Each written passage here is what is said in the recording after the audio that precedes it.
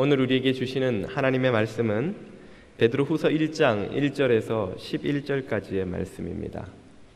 예수 그리스도의 종이며 사도인 시몬 베드로는 우리 하나님과 구주 예수 그리스도의 의를 힘입어 동일하게 보배로운 믿음을 우리와 함께 받은 자들에게 편지하노니, 하나님과 우리 주 예수를 알므로 은혜와 평강이 너희에게 더욱 많을지어다. 그의 신기한 능력으로 생명과 경건에 속한 모든 것을 우리에게 주셨으니 이는 자기의 영광과 덕으로서 우리를 부르신 이를 알므로 말미암음이라. 지극히 큰 약속을 우리에게 주사 이 약속으로 말미암아 너희가 세상에서 썩어질 것을 피하여 신성한 성품에 참여하는 자가 되게 하려 하셨느니라. 그러므로 너희가 더욱 힘써 너희 믿음의 덕을, 덕의 지식을, 지식의 절제를, 절제의 인내를, 인내의 경건을, 경건의 형제 우애를, 형제 우애의 사랑을 더하라. 이런 것이 너희에게 있어 흡족한즉 너희로 우리 주 예수 그리스도를 알기에 게으르지 않고 열매 없는 자가 되지 않게 하려니와, 이런 것이 없는 자는 맹인이라 멀리 보지 못하고 그의 옛 죄가 깨끗하게 된 것을 잊었느니라. 그러므로 형제들아, 더욱 힘써 너희 부르심과 택하심을 굳게 하라. 너희가 이것을 행한즉 언제든지 실족하지 아니하리라. 이같이 하면 우리 구주 예수 그리스도 영원한 나라에 들어감을 넉넉히 너희에게 주시리라.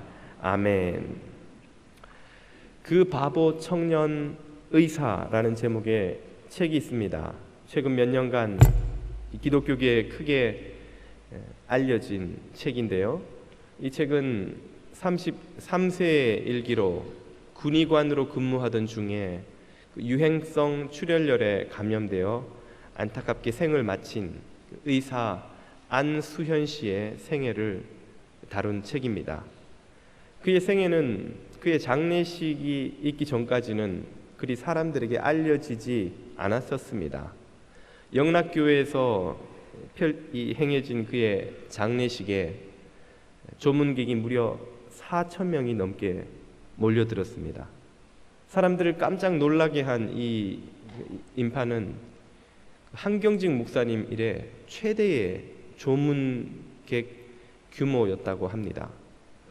그래서 사람들이 도대체 이 젊은 의사가 어떤 삶을 살았기에 이토록 많은 사람들이 그의 죽음을 슬퍼하는지를 궁금증을 갖기 시작했던 것입니다.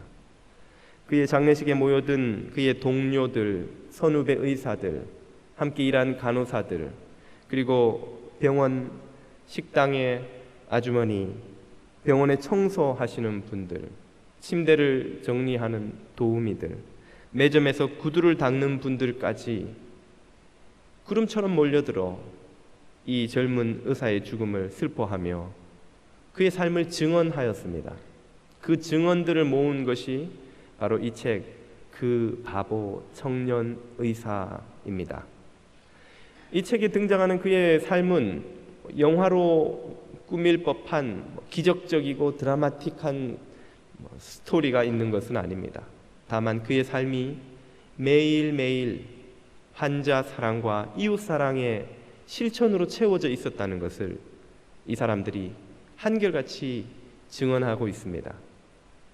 그는 가족들도 듣기 싫어하고 힘들어하는 환자들의 끝없는 불평을 밤을 새워가며 들어주고 함께 눈물 흘리고 그 병상을 지키는 그런 의사였습니다. 그가 최고로 똑똑하고 최고로 잘 고치는 의사는 아니었을지 모르나 환자들에게 가장 큰 사랑을 주고 또 큰 사랑을 받은 의사임에는 틀림없었습니다. 환자들을 고치기 위해 자신의 모든 노력을 기울이는 것도 부족하여 자신의 개인적인 돈과 시간을 아끼지 않는 그런 의사였습니다. 그는 병원에서 일하는 직원들 한 사람 한 사람도 마치 병원장님을 대하듯이 겸손과 친절로 대해서 많은 병원 안팎의 일꾼들이, 직원들이 이 안수현 의사는 자신을 인간으로 대해준, 자신이 참 존중받을 만한 사람이라는 것을 깨닫게 해준 최초의 사람이었다고 그렇게 고백하고 있습니다. 2000년 여름 한국은 의약 분업으로 시끄러웠지요. 전국의 모든 의사들이 의약 분업을 반대하며 파업을 벌일 때에 이 레지던트에 불과했던 안수현 의사는 홀로 동료 선배들의 눈총과 비난을 감수하며 그가 일하던 대학병원에 남았습니다.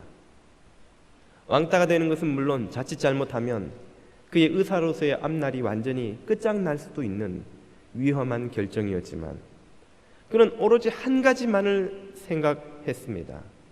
어떤 명분으로도 의사가 환자를 내팽개치고 거리로 나갈 수는 없다는 것이었지요. 그는 홀로 병원에 남아 그 많은 환자들을 며칠 밤을 새어가며 불철주야 쉬지 않고 그들을 돌보았습니다. 그때 그가 홈페이지에 쓴 다음과 같은 글이 있습니다. 그 무엇보다도 병상에 누워있는 환자들이 가장 제 마음을 아프게 합니다. 누구보다도 위로받아야 할 그들을 위해 병원에서 참으로 도움이 될 길과 하나님 앞에서 자유할 수 있는 길을 위해 기도하면서 병원에 남는 길을 택했습니다. 저를 위해 기도해 주십시오. 33년밖에 살지 않은 그의 짧은 생애가 60년, 90년을 산 사람보다 더욱더 큰 울림으로 우리에게 감동과 도전을 주는 이유는 무엇일까요? 그것은 바로 그가 그토록 사랑했던 주님을 닮은 삶을 살았기 때문입니다. 주님을 본받는 삶을 살았기 때문입니다. 얼마 전에 한 교우가 저를 찾아와서 오늘 읽은 본문 말씀을 저에게 물어보셨습니다. 목사님, 본문에 보니까 덕의 지식을 더하라고 했는데 이 지식이 도대체 무엇을 가리키는 것입니까? 좀 설명해 주시면 좋겠습니다. 그분의 질문에 대한 답을 드리고자 오늘 설교를 준비했습니다. 그뿐만 아니라 우리 모든 교우들이 이 지식과 덕과 이 절제의 덕목을 깨달아 알고 배워야 할 것이기 때문에 그렇습니다. 이 덕목들이 왜 그토록 중요한 것입니까? 오늘 본문에 등장하는 이 덕목들은 바로 우리가 날마다 닮아가야 할 우리 아버지 하나님의 성품을 가리키는 것이기 때문에 그렇습니다. 오늘 본문 4절을 보시면 이렇게 베드로 사도는 말씀하시죠. 공동 번역입니다. 여러분은 그리스도 덕분으로 정욕에서 나오는 이 세상의 부패에서 멀리 떠나 하나님의 본성, 하나님의 성품을 나누어 받게 닮아가게 되었습니다. 그리스도 때문에 우리는 하나님을 닮아가는 존재가 되었다는 말씀이죠. 3절입니다. 그리스도께서는 당신이 가지신 하나님의 능력으로 우리에게 경건한 생활을 하는데 필요한 모든 것을 주셨습니다. 그래서 우리를 부르셔서 당신의 영광과 능력을 누리게 하신 그분 하나님을 알도록 닮아가도록 해 주셨습니다. 그리스도께서 우리에게 주시는 최고의 은총이 무엇입니까? 하나님을 닮아갈 수 있게 된 것이지요.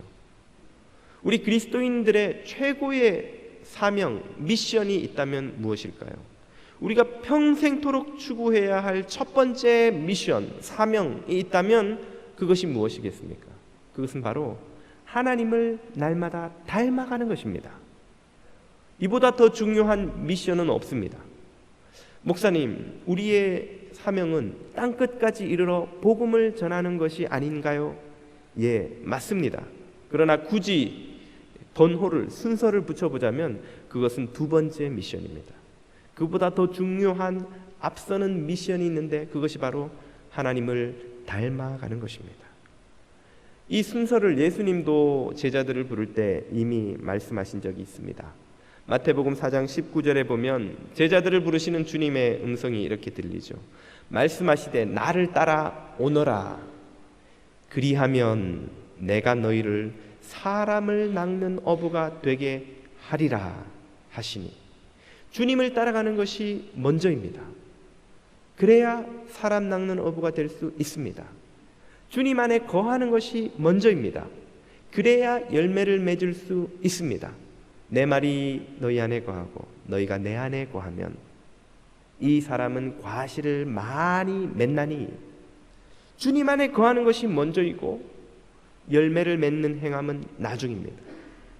그러므로 우리의 첫 번째 미션은 주님 안에 거하는 것이라고 할 수 있습니다.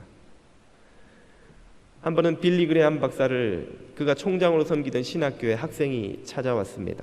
총장님, 저는 지금 주님을 위해 목숨을 바칠 만큼의 뜨거운 열정으로 충만한데, 그래서 저 세상으로 나가 복음을 전해야 되겠는데 언제 이 신학교 과정을 다 마치고 언제 안수 받겠습니까?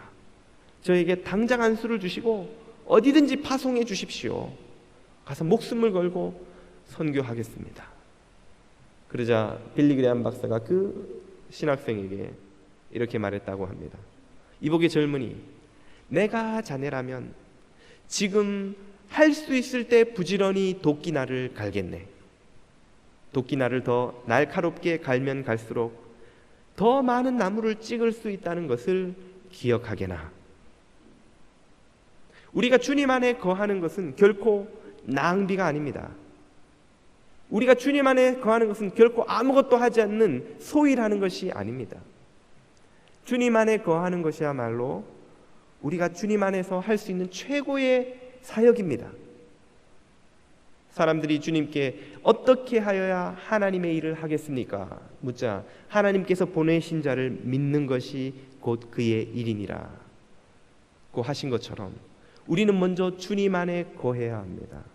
그래야 주님이 우리를 쓰실 수가 있습니다. 주님 밖에서 하는 100가지 일보다 주님 안에서 하는 한 가지 일이 더 큰 열매가 있다는 것을 잊어서는 안 됩니다. 그래서 예수님도 땅끝까지 이르러 내 증인이 되어라 하고 파송하시기 전에 3년 동안 그 제자들을 데리고 함께 사신 것입니다. 3년 동안 사랑하시고 가르치시고 함께 거하신 후에야 3년 만에 그들에게 땅끝까지 나아가라는 미션 사명을 비로소 주시는 것이지요. 사랑하는 교우 여러분, 우리가 주님 안에 거하고 주님을 알아가고 그래서 주님과 더 깊은 사랑의 관계 속으로 들어가는 것이야말로, 그래서 주님을 날마다 더욱 닮아가는 것이야말로 우리 삶의 가장 중요한 미션이자 동시에 가장 중요한 축복이라는 것을 깨달으실 수 있기를 바랍니다. 저와 여러분이 이 세상 무엇보다도 주님과 교제하고 그분 안에 거하며 그분을 닮아가는 이 은총을 누리실 수 있게 되기를 축복드립니다. 우리가 닮아가야 할 주님의 성품이란 그렇다면 어떤 것일까요? 우리가 그분 안에 거하며 그분을 바라보고 닮아가야 할 그 하나님의 성품은 어떤 것입니까? 그것을 8가지로 오늘 본문 5절에서 7절은 우리에게 소개해 주고 있습니다. 본문 5절입니다. 그러므로 너희가 더욱 힘써 너희 믿음의 덕을, 덕의 지식을, 지식의 절제를, 절제의 인내를, 인내의 경건을, 경건의 형제 우애를, 형제 우애의 사랑을 더하라. 모두 8가지 덕목이 등장하죠.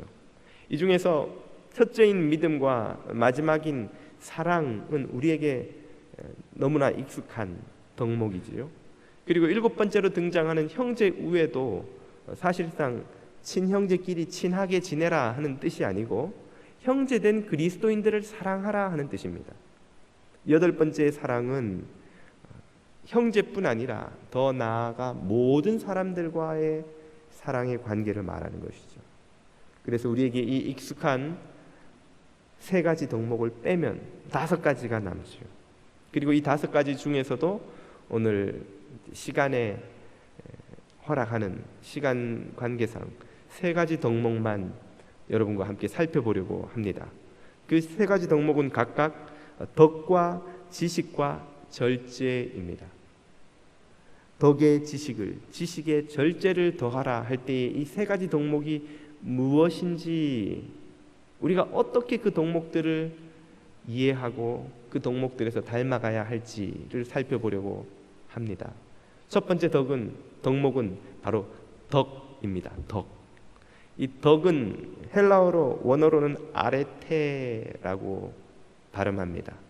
이 아레테, 덕이란 동양에서 너그러운 사람들을 가리킬 때 참 그 사람 덕이 있네 라고, 덕스럽네 라고 하는 그런 의미의 덕이 아닙니다. 이 아레테란 오히려 용기라는 말에 더 가깝습니다. 구체적으로 어떤 용기인가? 도덕적인 결정을 내릴 수 있는 용기, 그리고 그 결정으로 인해서 받게 되는 불이익을 기꺼이 감당해내는 용기를 말하는 것이죠. 한마디로 의를 행할 수 있는 용기를 바로 덕, 아레테라고 부릅니다. 예수님에게는 이 아레테의 용기가 충만했습니다. 그래서 예수님은 당신을 비난하고 반대하는 이스라엘 사회에서 가장 강력한 힘을 가진 바리새인들과 서기관들과 대제사장의 비난에도 무릅쓰고 한결같이 하나님의 뜻을 행하는 삶을 사셨습니다. 당시 세계에서 가장 강대한 제국, 절대적인 권력을 가진 로마 정부의 위협에도 불구하고 당신은 겟세마네와 십자가에서 끝까지 하나님의 뜻을 행하는 데 성공하셨습니다. 그것은 예수님에게 이 아레테의 용기가 있었기 때문이죠. 예수님에게서 이 아레테의 용기를 배운 사람 중 하나가 바로 아리마대 요셉입니다. 물론 처음에는 그에게 이런 아레테의 용기가 없었습니다. 그는 예수님을 따르는 제자였지만 그의 믿음을 숨겼던 것이지요. 그가 믿음을 공개적으로 드러내기에는 너무나 많은 잃을 것을 그는 가지고 있었습니다. 그는 이스라엘에서 최고의 지위에 해당하는 공의회 회원이면서 동시에 이스라엘 사회에서 가장 부유한 사람 중에 하나였죠. 그가 가진 이 모든 것들을 잃을 수 있는 위험을 그는 무릅쓸 용기가 없었습니다. 그러나 예수 그리스도께서 이 아레테의 용기를 가지시고 십자가에까지 달리시는 것을 본 그는 없었던 용기를 주님에게서 배울 수 있게 되었습니다. 그는 마침내 자신의 믿음을 드러내고 빌라도 총독을 찾아가 예수님의 죽음을 자신에게 주어서 자신이 장례를 치를 수 있게 해달라고 담대하게 요청하게 된 것이지요. 그가 아니었다면 자칫 다른 사형수들의 죽음과 더불어 들에 버려져 짐승의 밥이 되었을지도 모르는 우리 주님의 시체가, 죽음이 그 아리마대 요셉의 무덤에 장사 지내게 되었던 것입니다. 그 순간 이 아리마대 요셉은 아레테의 용기, 의를 행하는 용기, 의를 행하기 위해 희생을 무릅쓰는 용기를 보여주었던 것이죠. 오늘 우리도 의로운 삶, 주님을 쫓아가는 삶, 주님을 닮는 삶을 살아가기 위해서는 이 아레테의 용기가 필요합니다. 오늘도 여전히 의를 행하는 삶은 우리에게 많은 희생과 손해를 감수하도록 요구하기 때문이지요. 희생 없이, 손해봄 없이, 세상의 비난과 손가락질 받음이 전혀 없이 의를 행할 수 있는 길은 사실상 없습니다. 이 세상이 하나님의 의를 좋아하지 않기 때문입니다. 사랑하는 교우 여러분, 저와 여러분이 예수 그리스도의 용기, 이 아레테의 용기를 배울 수 있게 되기를 축복드립니다. 두 번째 덕목은 지식입니다. 지식, 헬라어로는 그노시스라고 발음합니다. 이 지식은 학교에서 배우는 지식이 물론 아닙니다. 책을 읽고 얻는 지식도 물론 아닙니다. 그렇다면 도대체 무엇에 관한 지식일까요? 이 지식이 무엇인지를 오늘 본문 8, 9절은 이렇게 우리에게 알려줍니다. 여러분들이 이런 덕목들을 풍성하게 갖추면 여러분은 부지런히 우리 주 예수 그리스도를 알려고 할 것이며 마침내는 그를 잘 알게 될 것입니다. 예수 그리스도를 아는 것, 바로 이것을 그노시스, 지식이라고 불렀습니다. 9절입니다.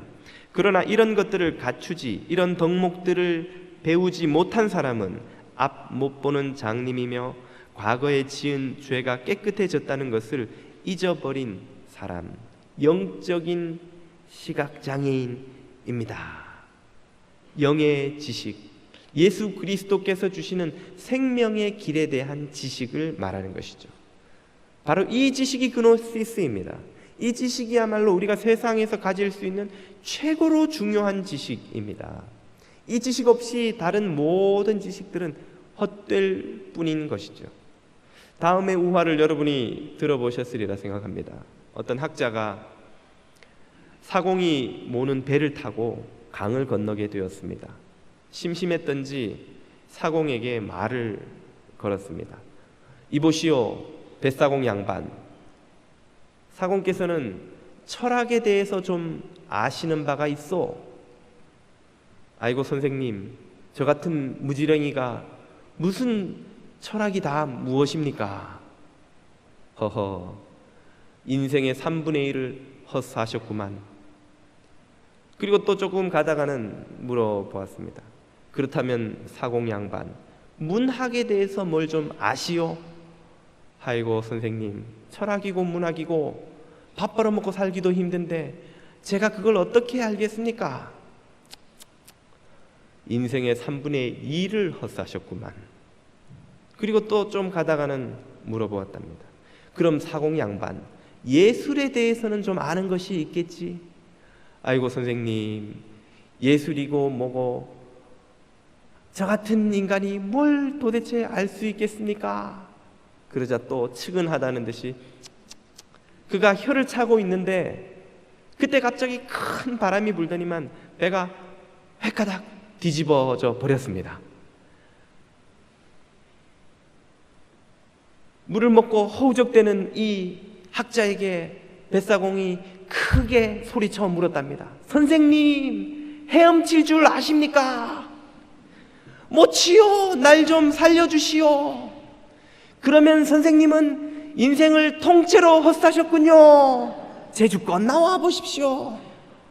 그리고 유유히 헤엄쳐 사라졌다는 믿거나 말거나 하는 우화가 있습니다. 이 우화가 우리에게 깨우쳐주는 바가 무엇입니까? 우리가 세상 다른 모든 지식을 아무리 많이 가져도 생명에 관한 지식을 갖지 못한다면 그 모든 것이 무슨 소용이 있느냐는 것입니다. 내가 박사학위가 몇 개가 되든 세상에서 아무리 칭송받는 지혜로운 사람이 되었다 한들 하나님 앞에 가서 삶과 죽음에 관한 길을 도무지 알지 못하여 그 길을 준비하는 삶을 살지 못한다면 그 많은 지식이 도대체 무슨 소용이 있겠냐는 것이죠. 우리가 아는 세상 어떤 지식보다 예수 그리스도를 알고 그분이 주시는 생명을 아는 이 지식이 가장 고귀하고 복된 줄 믿습니다. 그래서 사도 바울은 내가 예수 그리스도를 알고 보니 이전에 배웠던 그 많은 지식들, 가말리엘 문화에서 배운 유대 사회 최고의 지식들, 헬라 사회에서 배웠던 문학과 철학과 그 모든 뛰어난 선생들이 주었던 지식들이 다 무엇처럼 느껴졌다고 그는 고백합니까? 배설물처럼 느껴지더라는 거예요. 왜? 이 생명에 이르는 지식이 너무나 존귀한 것이기 때문에. 이 지식을 알지 못한 채 그러므로 우리가 주님을 닮아가고 주님의 뒤를 따르는 삶을 살아간다는 것은 불가능한 일입니다. 교회를 아무리 많이 다녀도, 그래서 아무리 많이 교회와 기독교에 대해서 설명할 수 있어도 예수 그리스도를 알고 믿고 그분 안에 있는 생명의 길을 알지 못하고는 우리는 인생을 헛사는 것이죠. 사랑하는 교우 여러분, 이 생명에 이르는 예수 그리스도의 지식을 한 분도 남김없이 넘치도록 소유하실 수 있기를 축복드립니다. 마지막 세 번째로 살펴볼 덕목은 절제입니다. 헬라어로는 엔크라테이아라고 발음하는 이 단어는 특별히 우리 육체의 욕망의 조절에 관한 표현입니다. 대표적으로 성욕, 식욕 혹은 술이나 다른 나를 즐겁게 해주는 요즘 표현으로 빌리자면 기호품들에 관한 모든 욕망, 물론 무슨 마약 같은 욕망도 포함이 될 수 있겠죠. 이런 것들을 잘 다스릴 수 있어야 한다는 것이 이 절제라는 덕목입니다. 기독교 역사상 이 절제에 대하여, 육체의 욕망을 다스리는 것에 대하여 항상 두 가지 극단이 있어 왔습니다. 첫 번째는 금욕주의고, 그 반대편 극단은 방임주의입니다. 금욕주의는 우리 육체의 욕망 자체를 죄악으로 여기고 다 끊어야 한다고 주장하는 것이죠. 초대교회는 영지주의라는 이단이 그렇게 주장하고 가르쳤습니다. 영지주의는 이단으로 물론 정제되었지만 그 후에도 초대교회와 중세교회 내내 수도원적 삶의 아름다움이 찬양되는 전통이 있었습니다. 일상의 모든 것을 버리고 금욕적인 삶을 살아야 주님께 더 가까이 나아갈 수 있다는 것이죠. 종교개혁 이후에도 흔히 제세례파라고 부르는 혹은 청교도들이라고 부르는 이들은 대단히 금욕적인 삶을 추구했습니다. 오늘날에도 메노나이트나 아미시라고 하는, 여러분 들어보셨으리라 생각합니다. 그런 신앙 전통을 가지고 있는 분들은 일상에서 떨어져 저 깊은 산골이나 독립된 구별된 타운에 들어가서 금욕적인 삶을 사는 것을 신앙의 이상으로 여깁니다. 반대편의 극단은 방임주의라고 할 수 있습니다. 초대교회 영지주의는 역시 방임주의도 만들어내었는데요, 그것은 육체의 죄악은 영혼의 구원과 아무 상관이 없기 때문에 육체의 욕망은 그 욕망을 얼마든지 추구해도 상관이 없다고 가르치는 것입니다. 그것은 방임주의를 낳았습니다. 무절제하게 모든 욕망을 다 추구하도록 만든 것이죠. 오늘날에도 출발은 다르지만 결과는 비슷한 방임주의가 있습니다. 그것은 현대인들에게 팽배해 있는 육체의 욕망을 신성시하는 전통입니다. 오늘날에는 육체의 욕망을 일체 정죄하지 않는 것이 진보적이고 깨어있는 계몽적인 사고방식인 양 여기는 세계관이 있습니다. 네 마음이 원하는 것을 해, 네가 진짜 원하는 게 뭐야? 라는 슬로건으로 우리가 원하는, 그래서 조금 더 나아가면 모든 사람들이 다수결로 더 많이 원하는 것이 곧 진리고 선이라는 생각이죠. 간음죄가 있어야 합니까? 없어야 합니까? 오늘날에는 설문조사를 통해 결정합니다. 대중들에게 설문을 해보고 간음은 더 이상 죄가 아닙니다 고 하는 프로테이지가 50%를 넘으면 그것은 그날로부터 죄가 아니게 되는 것이죠. 사람들의 욕망에 신성한 지위를 부여하는 것입니다. 사람들이 뭘 원하는지, 사람들이 더 많이 원하는 그것이 곧 진리가 되는 것, 이것은 육체 욕망에 대한 또 다른 극단입니다. 절제의 삶이란 이 금욕주의와 방임주의 사이 어딘가에 있는 그것입니다. 그 사이 어디쯤에 존재하는 것이 맞는 것입니까? 그것은 오늘 본문이 우리에게 알려주는데요, 본문은 이 절제를 지식의 절제를 더하라고 설명을 합니다. 그리고 이 지식이란 무엇이었습니까? 주님을 아는 지식이죠. 우리가 주님을 알기 때문에 그 주님으로 인해서 마땅히 취할지 버릴지를 판단할 수 있게 되는 삶, 이것을 절제의 삶이라고 부르는 것입니다. 비유하자면 이것은 결혼 생활과 유사합니다. 우리가 결혼을 하면 배우자를 알고 배우자를 사랑하게 됨으로써 이전에 가지고 있던 삶의 방식과 다른 방식의 삶을 살게 되죠.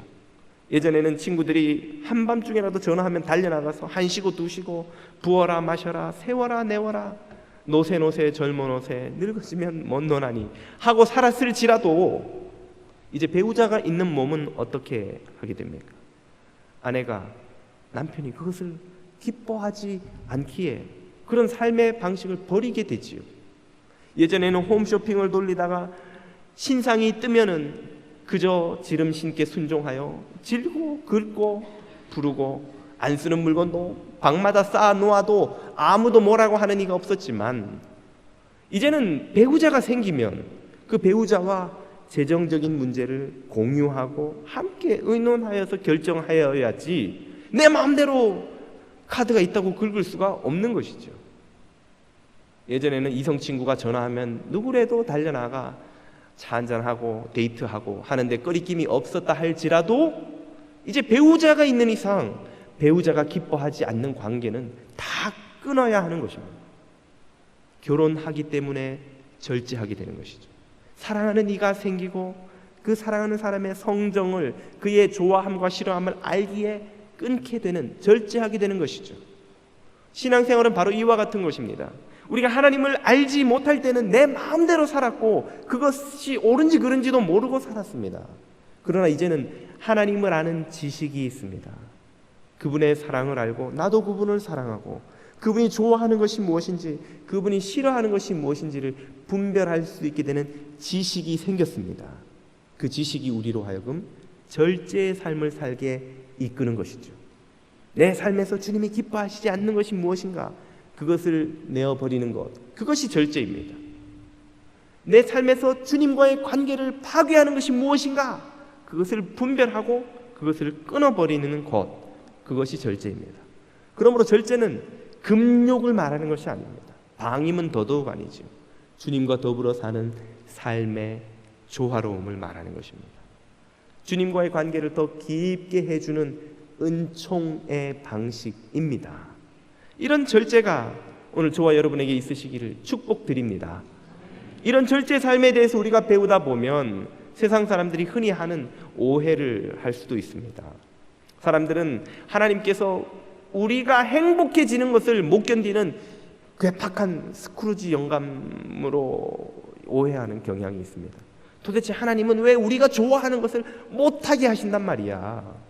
하나님은 왜 그렇게도 심술 굳으신지, 내가 좋아하는 건 뭐든지 no 딱지를 붙이시는 분이 아닌가 하는 오해를 종종 합니다. 그러나 그때 우리가 깨달아야 하는 것이 있습니다.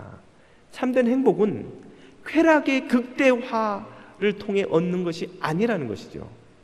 행복의 크기는 쾌락의 크기와 비례하는 것이 아니라는 것입니다. 여러분, 쾌락을 극대화하는 일이 우리를 더 행복하게 해줍니까? 아니면 우리를 파멸시킵니까? 쾌락을 극대화해서 추구하는 삶은 행복이 아니라 오히려 우리들을 파멸로 이끌고 갑니다. 그것은 우리의 건강을 파괴합니다. 소중한 관계를 파괴합니다. 우리들의 일상의 질서를 무너뜨리죠. 우리들의 경제 생활을 엉망으로 만들어버립니다. 우리가 건강한 사회적인 관계를 맺지 못하도록 만들게 되는 것이죠. 죄송합니다. 행복은 쾌락의 크기와 비례하는 것이 아닙니다. 행복은 만족의 크기와 비례하는 것입니다. 그리고 이 만족은 마음의 평화와 기쁨에서 나옵니다. 그러면 그 마음의 평화와 기쁨은 어디서 나옵니까? 바로 절제하는 삶에서 나오는 것입니다. 학생이 TV 보고 게임하고 놀고 싶은데 그 마음을 다스리고 절제하고 그 시간에 열심히 책을 보고 공부를 해서 마침내 좋은 성적을, 더 성적이 올라가는 성적표를 받았을 때 마음에 큰 기쁨이 오고 평화가 옵니다. 그때 누리는 것이 행복입니다. 그가 만약 절제하지 않는 삶을 선택해서 보고 싶은 TV 지겨울 때까지 보고 하고 싶은 게임 지겨울 때까지 하면 그 결과는 무엇입니까? 그 결과는 중독이죠. 그리고 삶의 붕괴지요. 처음에 재밌던 TV가 시간이 갈수록 점점 재미가 없어지면서 그만큼 반비례해서 무엇이 커져갑니까? 불안감이 커져가죠. 언젠가는 공부를 해야 되는데, 그리고 동시에 죄책감이 커져갑니다. 나는 원래 이런 인간이야. 나는 못해. 나는 실패할 수밖에 없는 인간이야. 길티 필링, 자기 학대감, 자기 비하감. 그리고 그것을 견딜 수 없게 되면 다른 이들에 대한 원망으로 그것을 돌립니다. 세상이 이 모양이어서 내가 이런 거야. 부모님이 내 머리를 이렇게 낳아주셔가지고, 우리 집에 좋은 책상이 없어서 3단 접이 책상과 의자만 있으면 내가 공부를 잘할 수 있을 텐데, 좋은 펜이 없어가지고 이런 싸구려 펜으로 쓰는 거는 공부를 할 수 없어. 삶이 붕괴되는 것이죠. 우리가 아침에 일어나기 힘들죠. 누구나 늦잠 자고 싶고 출근하기 싫습니다. 그래서 무절제한 삶을 선택하면 어떻게 됩니까? 잠시는 몸이 편하지만 마음에 길티 필링이 생깁니다. 역시 자기 비하감이 생기고 삶이 무너지죠. 그러나 그러한 육신의 욕망을 접고 다스리고 아침 일찍 일어나 부지런히 마트에 가서 가장 좋은 과일, 가장 좋은 야채를 골라다가 나의 스토어에 진열을 해 두었는데, 손님이 와서 그것을 사가면서, 우리 집에 가까운 스토어가 있지만 30분이나 내가 이 스토어에 매일 오는 이유는 이렇게 좋은 과일과 야채를 살 수 있기 때문입니다. 고맙습니다, 선생님. 이렇게 칭찬하고 갈 때 우리는 그 수고한 기쁨에 대한 놀라운 보상을 받습니다.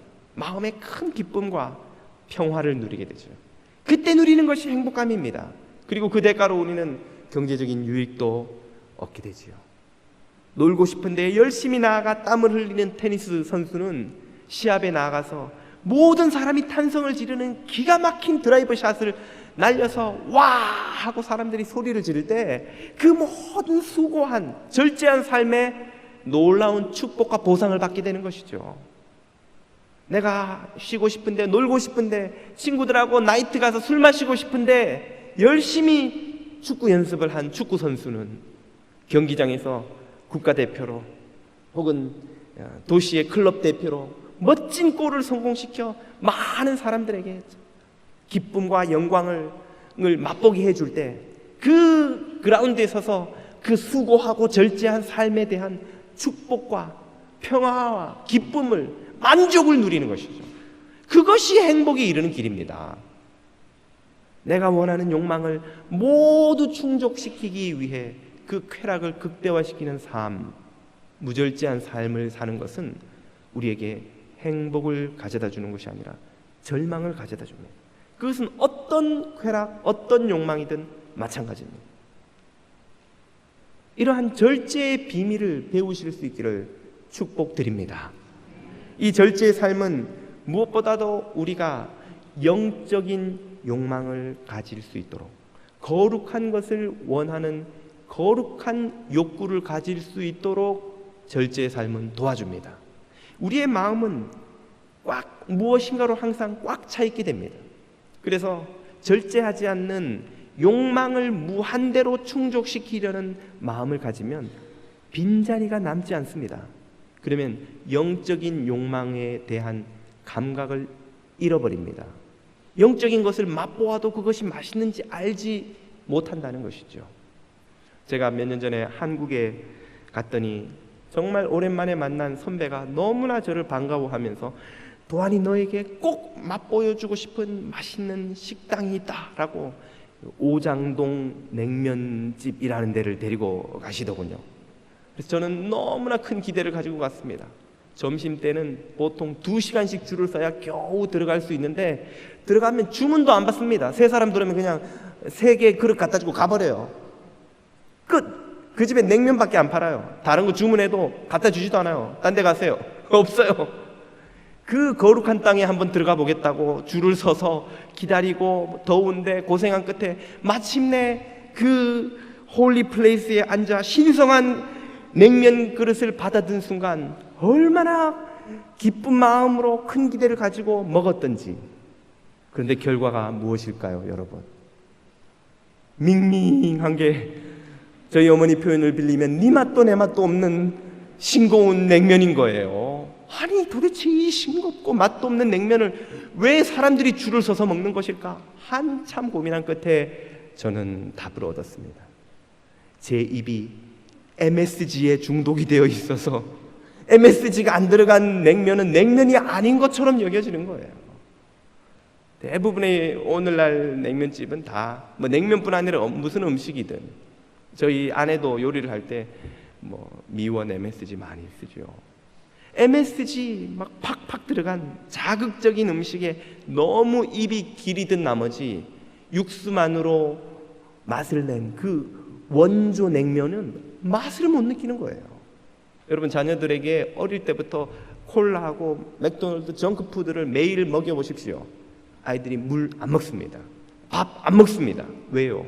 그 자극적인 맛에 길이 들어버렸기 때문에 그렇죠. 그래서 어릴 때는 그런 거 먹이면 안 됩니다. 나이 들어서도 그러면 나중에 아이들이 콜라를 안 마시고 물을 마실 수 있게 됩니다. 물의 맛을 아는 거예요. 우리가 세상의 쾌락을 극대화하는 방식의 삶을 살면 영적인 맛을 못 느낍니다.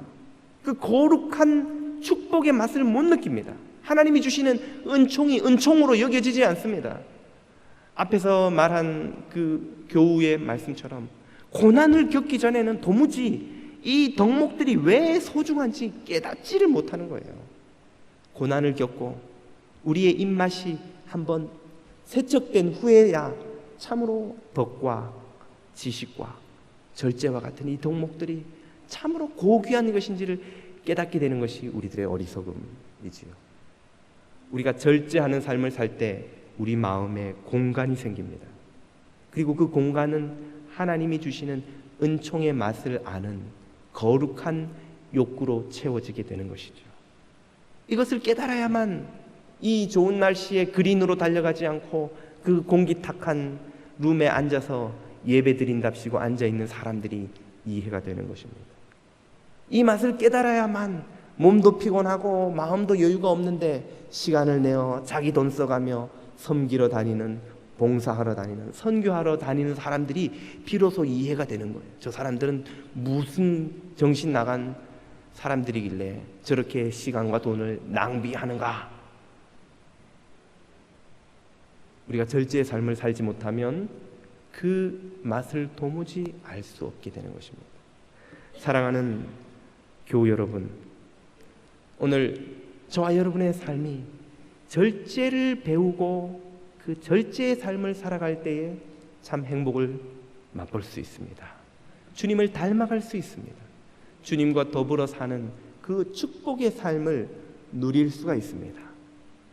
이 덕과 지식과 절제를 날마다 배움으로 우리 주님을 하루하루 더욱더 닮아가시는 저와 여러분 되시기를 축복드립니다.